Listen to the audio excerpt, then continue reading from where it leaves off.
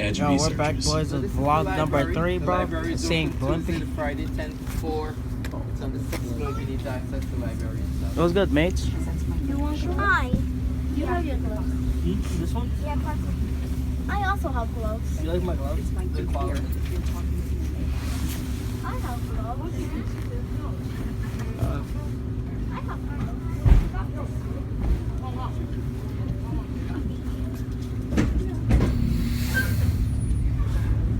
I'm good. We head toward the main road, take a minute to appreciate the tulip tree allée. Allée is French for a tree-lined walk.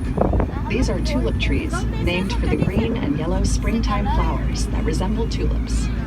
This memorable planting was named a New York City landmark in 2009, along with the library building and Fountain of Life.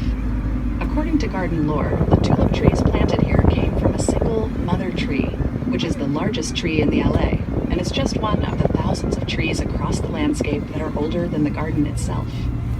The rest of the tulip trees were planted in 1905 under the direction of the garden's founding director, botanist and taxonomist Nathaniel Lord Britton. Britton and his wife, Elizabeth Knight Britton, herself a distinguished botanist, were leaders of the movement to create a grand botanical garden in New York City in the late 19th century. While on their honeymoon in London in 1888, they visited the Royal Botanic Gardens, Kew. What they saw inspired them to lobby elected officials and civic leaders to create a public garden dedicated to science, education, and horticulture in New York. These were successful, and in 1891, the New York State Legislature incorporated the New York Botanical Garden. Soon after, the couple selected this site, which featured a 50-acre old-growth forest surrounded by fields and pastures. In 1895, landscape architect Calvert Vaux, co-designer of Manhattan Central Park, created a master plan for the garden to allow for the planting of beautiful and diverse collections while preserving the natural beauty of the landscape. More than 125 years after its founding, the garden's staff remained dedicated to preserving the natural and horticultural beauty of the landscape.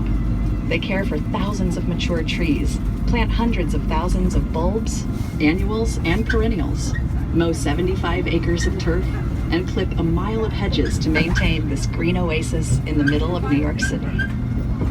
And is also a center for research and home to scientists and graduate students who are working to understand plant diversity and save the plants of the world. As they travel the globe, they might be collaborating with local partners in Brazil to preserve the rainforest, or recording the medicinal uses of plants in the South Pacific. Their home. They document native plant species in the Hudson Valley and Central Park. NYBG scientists have written hundreds of books, from field references to a handbook of poisonous plants used in hospital emergency rooms.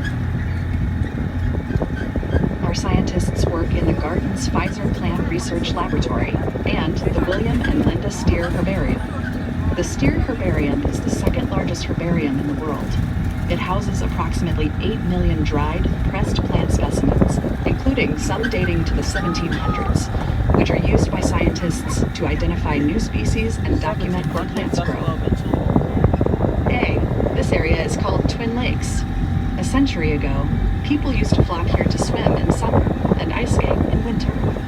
Today, birds flock here, especially water birds and seasonally migrating species. On Saturday mornings, you can join free bird watching tours. Garden visitors have spotted more than 200 species.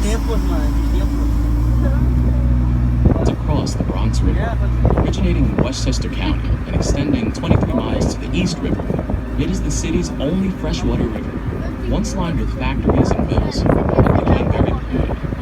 Now, thanks to the efforts of conservation organizations, the river is cleaner than it has been in centuries, and is once again home to a wonderful array of wildlife, from beavers to American eels.